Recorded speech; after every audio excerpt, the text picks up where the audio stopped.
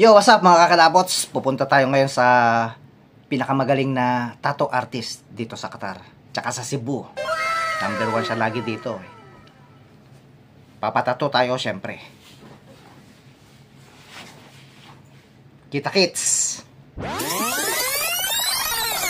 Nag-book na tayo ng Uber guys. Dahil wala na tayong sasakyan, nabenta na kanina. Gagamitin ko pa sana papunta ron, kaso gusto nang kunin nung nakabili agad So, andyan na yung Uber sa baba. Bababa na tayo. Pupunta na tayo sa tattoo artist na si JC Intensity. Kita kits!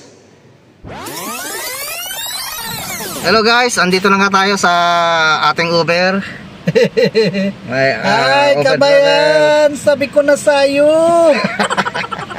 What's your name? Russell. Russell. Mahal kita!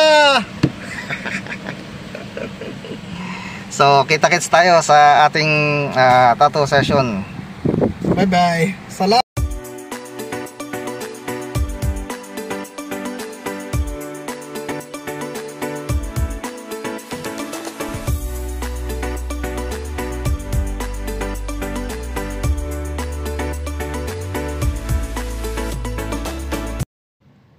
Yo, what's up mga kalapots? Nandito na nga ako sa bahay niya kung saan gagawin ang aming tattoo.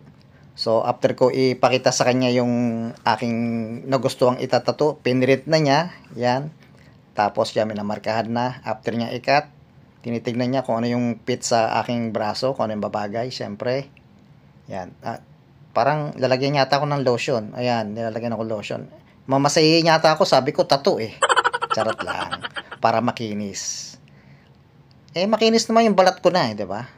Basta bahala siya. Ayan. Pandikit pala. Yan, dinidikit na sa aking balat.